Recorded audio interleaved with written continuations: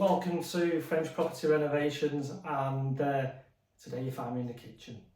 Why, you're probably asking? Well, somebody last week said to me, whilst I'm working, I'm semi-off-grid, kind of off-grid, and they said to me, what do you eat if you're off-grid?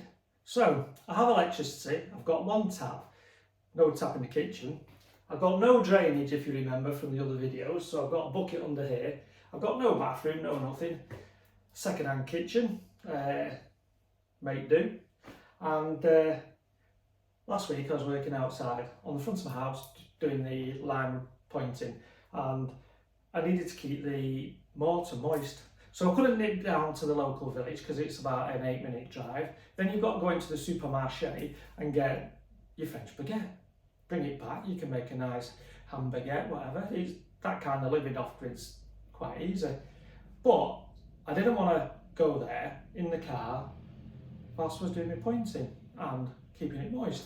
So what did I eat?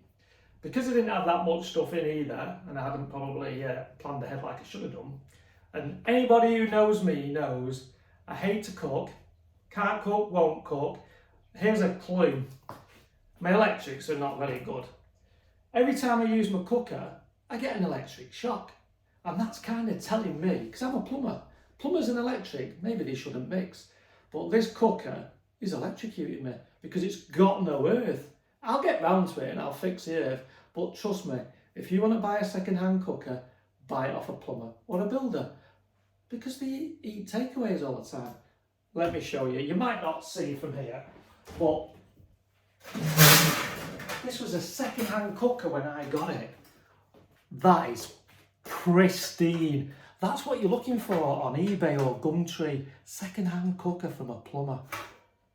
You could eat off that. Honest to God. I can't tell you.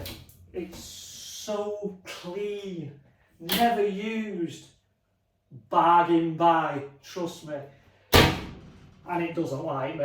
It electrocutes me. So I don't use the cooker. I've not used it.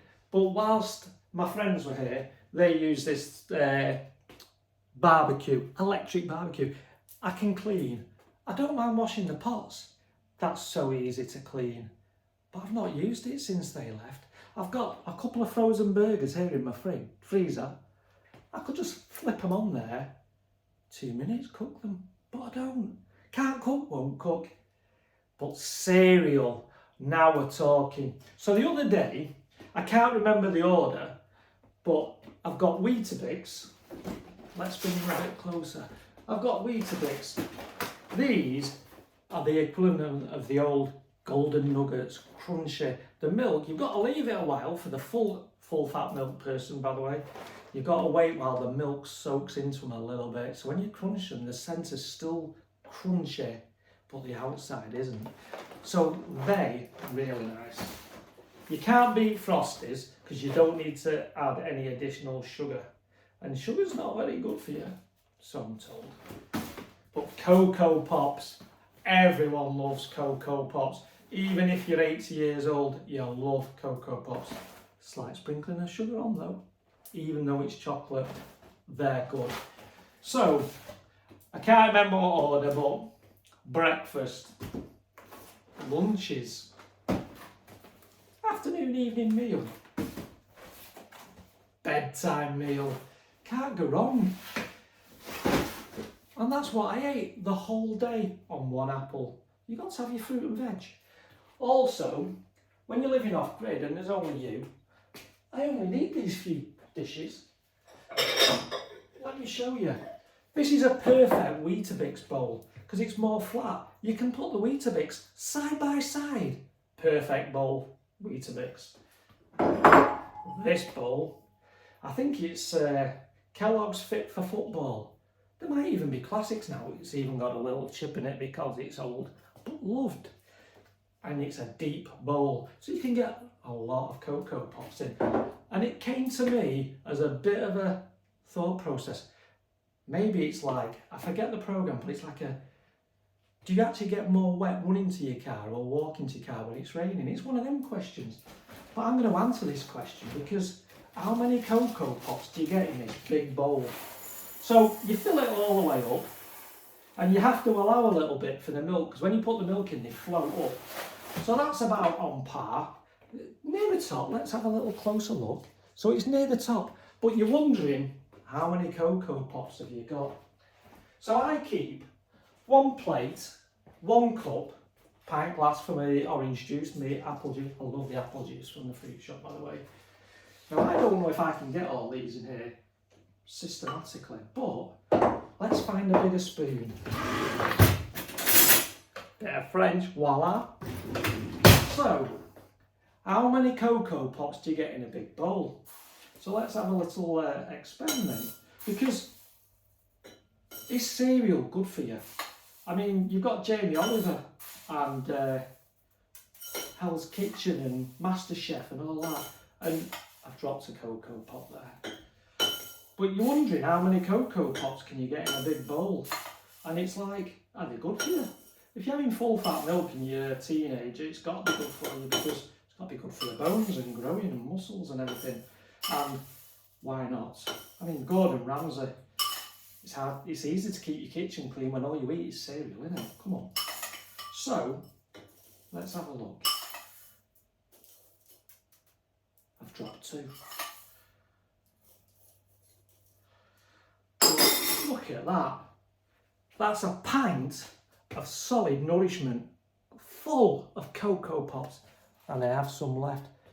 That's the king of bowls, unless you're getting into huge bowls, but that's a great bowl. And sometimes I can have my cocoa pots in that, shove it in the bowl, ready to wash at a later date, economise, save water, and I can come back and use my other bowl without doing any washing. But that is solid nourishment. 1 pint of cocoa pots in a bowl. Can you get that? Can you believe it? And spare. It's got to be good for you. Tell your kids that's the way forwards. Cereal. You don't need to eat all your meals. You don't need to eat your greens. Eat cereal. Look at me. Perfect, I think. Anyways, there's a secondary good thing here. My old cereal boxes, they've got added value. And you're saying to me, why? Just go recycle them. I got given this fruit bowl. I don't use it for fruit because I'm a plumber. We eat a bit of fruit. But the cardboard I cut up for French, so as I can pick them up, and I've got French little lessons, little phrases. For example, don't quote me on my French. Je veux parler français. I want to speak French. Can't beat cereal now, can you? But you're saying to yourself, I've got a mixer here, and you can't love that, haven't you? A pint of cocoa pots. Anyways, let's move on. I've got an array here. Let's bring this a bit closer, because I need to really show this. This is a Kenwood Major Titanium. And you're saying, what's he got that for if he doesn't cook? I mean, look, some of it's still in the packaging. I don't use it. It's beautiful. It's like engineering. It's like an ornament in the kitchen. The cable sucks itself back in. It's like the original iMacs. They're just a piece of brilliant design. And they're a great ornament in your kitchen. If you get guests to think, he cooks. No, I don't. But look, I've got all these gadgets. And when my friends were here in the summer, they were using such things as this. I mean, it's scary. I mean, using the cooker gives me anxiety. It's like, is it going to attack me and give me an electric shock? Still in the packaging, this. Kenwood. Does it have any health and safety warnings on it? Let me show you. Do not let your kids use these. Take your fingers off, literally. And if they don't take your fingers off, trust me, if they don't take them off clean anyway, like, oh, my finger's gone.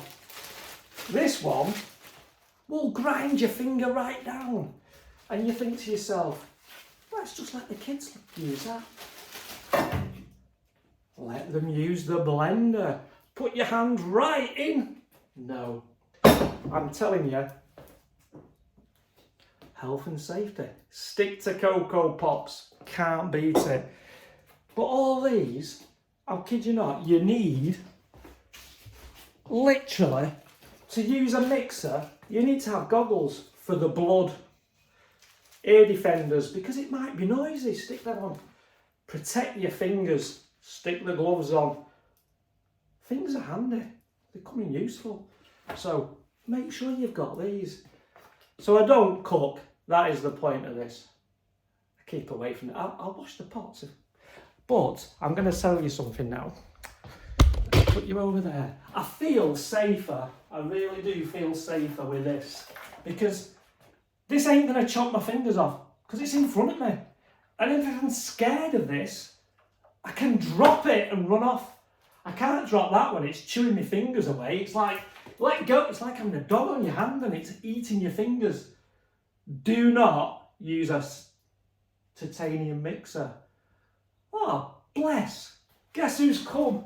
Talking of mixers. Must feel lonely in the barn and not being used today because I'm having a kind of day off. It's my shopping day, cleaning and tidying. But guess who's come? Because we're talking about mixers and he's feeling very lonely. Look at that. There's Rusty, the cement mixer, in my lounge because he's feeling lonely. Anyway, that's my food intake.